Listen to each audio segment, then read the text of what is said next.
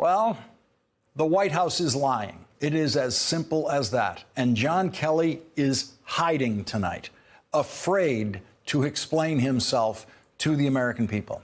This is the same John Kelly who eagerly stepped up to the White House microphone to defend President Trump when he was criticized for the way he handled a condolence call to a widow of a soldier killed in action.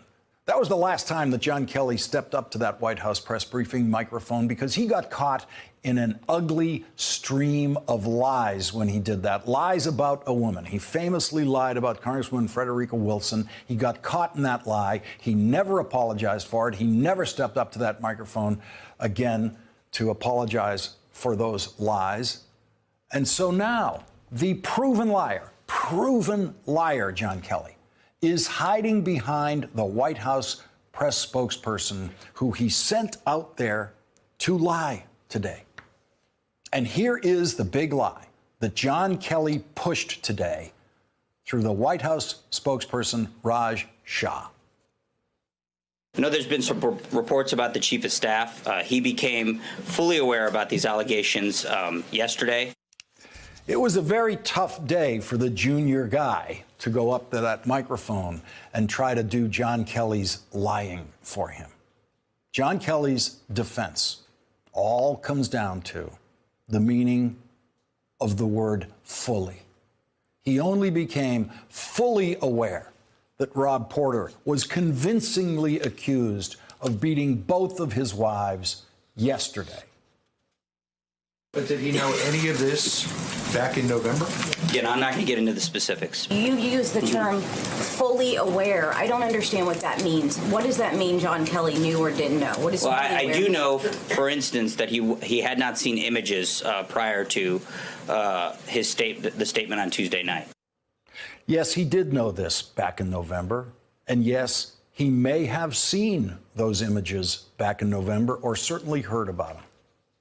When did John Kelly see the photographs of the black eye? There it is, that Rob Porter delivered to his first wife, Colby Holderness, with a single punch.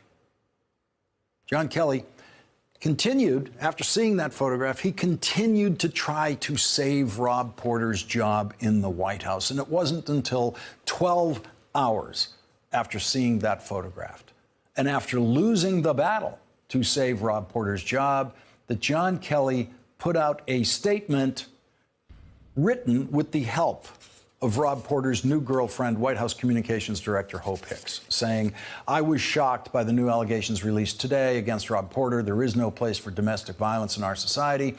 I stand by my previous comments of the Rob Porter that I have come to know since becoming Chief of Staff."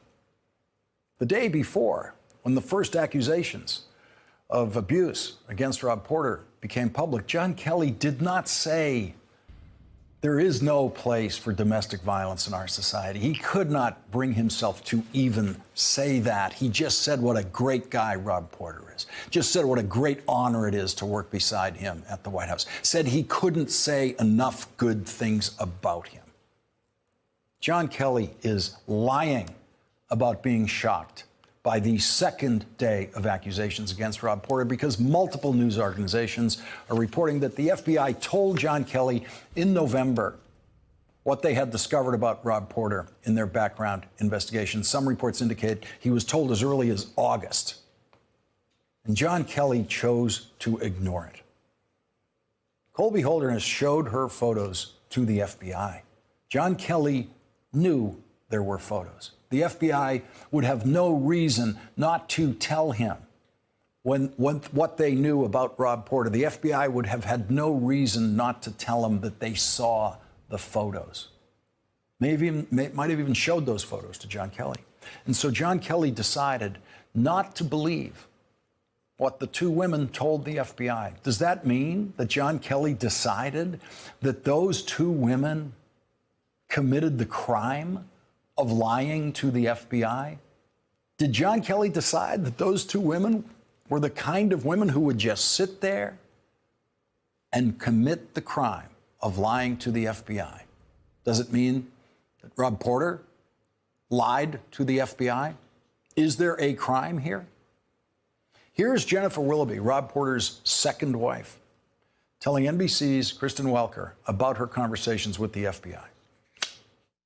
Can you tell me a little bit about what specifically you told them? I shared with them the details of my marriage, the same as have been in the interviews and articles that have come up. Yeah. And one of the questions was, could he potentially be blackmailed? How did you answer that question? I actually had difficulty answering that question because I believe that the people who had the power to blackmail him would be women who had been in personal relationships with him. So in short, the answer could be maybe. Is it possible that the FBI did not think that that was something the White House Chief of Staff should know, that Rob Porter's second wife says maybe he could be blackmailed? Jennifer Willoughby is not hiding like John Kelly. She submitted to an extensive television interview earlier tonight on CNN. She has appeared on video now in multiple interviews. You can look at her. You can listen to her. You can read what she has written about this. You can judge her credibility. But you can't do that with John Kelly because John Kelly is hiding. John Kelly won't let you hear his voice talking about this. John Kelly is afraid of stepping up to that microphone, afraid of looking into the cameras and answering questions about what he knew and when he knew it and why he continued to fight for Rob Porter's job even after he saw those black eye photos. Joining us now, Ruth Marcus, Deputy Editorial Page Editor and columnist for the Washington Post. Also with us, Joyce Vance, former U.S. Attorney for the Northern District of Alabama and a professor at the University of Alabama School of Law. And Ned Price, a former Senior Director and spokesperson for the National Security Council and a former CIA analyst. He's an MSNBC National Security Analyst. And Ruth, I just want to get your reaction, because this is a moving story with new elements coming out by the hour, to your reaction about where this story stands tonight. Well, the phrase fully aware is possibly the most maddening phrase I've ever heard here. If General Kelly was not fully aware of the allegations against Rob Porter, it's only because he chose not to make himself fully aware, because he heard something and, you know, they're in this tribal mentality, circle the wagons in this White House. They convinced themselves that this was part of a smear campaign against Rob Porter orchestrated by his political enemies, and they didn't want to know. So if he didn't see this photo before yesterday, it's just because he didn't want to see the photo before yesterday. But when he saw the photo yesterday, let's just be clear about the timeline. That photo came out yesterday morning. They continued to talk about the confidence that the president and the chief of staff had in Rob Porter through the briefing. It was not until more than a dozen hours after that photo came out that General Kelly professed, and I mean professed, to say he was shocked by what he had seen, and that, and finally to choke out, as you say, and pardon the terrible pun there, that domestic abuse has no place in our society. These people do not take this abuse seriously. And finally, when the president said he was, through his spokesman, that he was saddened by this photo, I'm sorry, saddened? That photo does not make you saddened. That photo should make you sick to your stomach that somebody could do that to another human being, no less, according to her, somebody who was married to it, somebody she was married to. Joyce Vance, please feel free to respond to any aspect of this story, but I'd like to go to your legal expertise, to the question of the FBI is involved in this. Could there be a crime? Could one of Rob Porter's wives, or both, have lied to the FBI? Would that be a crime? Rob Porter, might he have lied to the FBI? Would the FBI, having picked up this information from his wives, go back to Rob Porter as the subject of the investigation, ask him about that? But as a fact finder, when John Kelly's sitting there getting this information for the first time in the White House, this is not just information that the wives picked up through some unofficial channels. John Kelly, to not believe them, has to believe that they were willing to commit the crime of lying to the FBI. You're exactly right. This information comes to the White House counsel and to the chief of staff filtered through the FBI background process. It's a federal felony, a federal crime, to make a material false statement in a matter that's within the jurisdiction of the executive branch, and a backgrounding exercise where FBI agents go out and interview both someone who seeks a position and everyone who's involved in their background would be a qualifying proceeding. So for Kelly to discount the stories that come from the wives and the ex-girlfriend, he would have to believe that they spoke to FBI agents during the background process or to FBI employees conducting that background process, and that they were willing to expose themselves to the risk of lying to those agents. Essentially, that's what he has to have believed to have discounted their stories. Ned Price, you and I were speaking about this earlier today, the mystery of how long it was taking on this security clearance, and you offered the possible theory that it was possible that the FBI recommendation was simply they concluded their investigation and recommended against giving him a security clearance. That is being reported tonight by the Huffington Post after you theorized it this afternoon in a conversation with me. And here's the Huffington Post reporting that Porter had failed his security clearance investigation because of the domestic abuse reports. Porter at that time told Kelly he would leave the White House in December, but agreed to stay at Kelly's urging, a Republican said, on condition of anonymity. Ned, your reaction to that?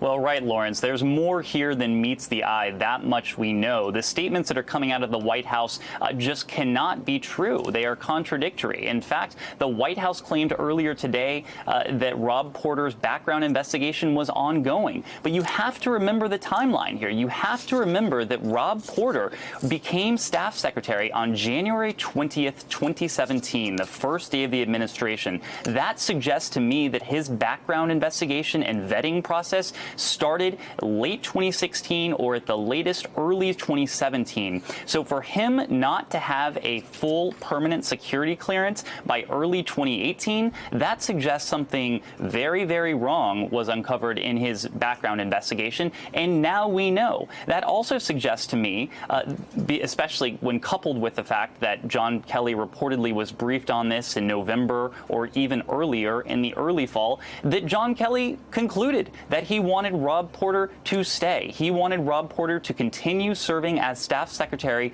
even though the FBI would never be able to complete its background investigation, knowing that Rob Porter would never have a permanent security clearance. And for a job as sensitive as Rob Porter's, staff secretary, the person who's responsible for overseeing every piece of paper that goes to the president's desk, it's unfathomable. And Joyce Vance, I want to go to some reporting in the New York Times tonight. They are saying that Mr. Porter's case raised questions about what Mr. Kelly knew and when. The White House was informed as far back as August that Mr. Porter's security clearance was being held up because of domestic allegations. Joyce, what does that tell you, that as far back as August, the White House has found out there's a serious problem? It's really incredible that they kept Porter on for this period of time, knowing that as the staff secretary, he handled every piece of paper that entered the Oval Office, and they knew that that security clearance wouldn't be forthcoming. This would have been unfathomable in the Obama White House, and even for the U.S. attorneys, as we completed our interviews, going through that background process and the interview process. At the end of that interview, there was a moment where the people involved in the interview in the room would excuse themselves, and the nominee, the candidate, would sit alone with a couple of the interviewers, and then they would ask what we came to call the sex, drugs, and rock and roll question. They would say, is there anything else in your background that might be embarrassing to the President of the United States? And so the process, it's just so hard to contemplate the gap between the severity with which backgrounds were investigated during the Obama administration and the apparent laxness here. These sorts of people don't belong in the White House serving in the name of the American people. Ruth, I want to read you something from the New York Times report that has just come out, and it's about John Kelly. Kelly in particular and the way he's handled this, because it's looking like the only reason Rob Porter was still in the White House after the failure to pass the background check is John Kelly. And in the New York Times, it says friends and associates noted that with Mr. Kelly's lack of experience in Washington politics, he may not have been attuned at first to how the domestic abuse allegations against Mr. Porter would be perceived. And Ruth, I knew how they would be perceived when I was in elementary school in Boston at the same time John Kelly was. Indeed, I'm actually trying to figure out if you're allowed to hit the palm of your hand against your head on television. That's just unbelievable, because this is not a matter of political judgment. I'm thinking about when nobody was quite sure how to think about Zoe Baird's failure to pay her nanny taxes back when she was Bill Clinton's nominee to be Attorney General. Come on. Right. Any child knows, any grown-up knows, anybody with a speck of moral principle knows that domestic abuse is to be taken seriously. And by the way, let me just point out that General Kelly is the one who told us that he really felt nostalgic for the days when women were held sacred. Sacred, don't hit them. And I just need to keep going for a second here. The Times reports that the photo was sent to the FBI agent or given to the FBI agent on January 27th, 2017. The FBI, I would be very surprised if the FBI just somehow kept that information from the White House during that whole time until the next fall. That would be really surprising. And by the way, this is not just a question about background checks. Yes, we want to make sure that people with security clearances aren't subject to blackmail. But there's a more fundamental point here, which is we want to make sure that people who are working in the White House, who are representing our government, are not beating their wives or have not beaten their wives in the past. It's a moral question. It's not only a security question. Before we go to a break here, I just want to get an answer on this issue of from Ned Price and Joyce Vance. Do you believe if the FBI was in possession of those photographs, the black eye photographs, for the last year, and this security clearance was being held up because of them, is it likely that the FBI would have showed that photograph to John Kelly? Joyce Vance, what do you think? I think absolutely. They would have gone back to the potential candidate for the office and asked him to explain the photograph, and then they would have gone to his future boss. There is no doubt that the FBI would have discussed that, and what I think needs to happen now is we need to have access to that FBI report and see what it reflects.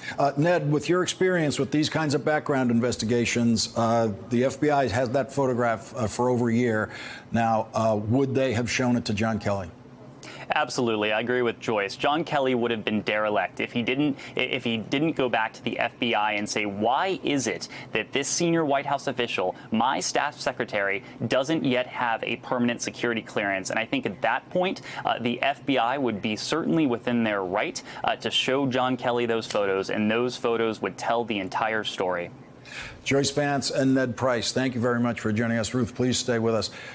Hey there, I'm Chris Hayes from MSNBC. Thanks for watching MSNBC on YouTube. If you want to keep up to date with the videos we're putting out, you can click subscribe just below me or click over on this list to see lots of other great videos.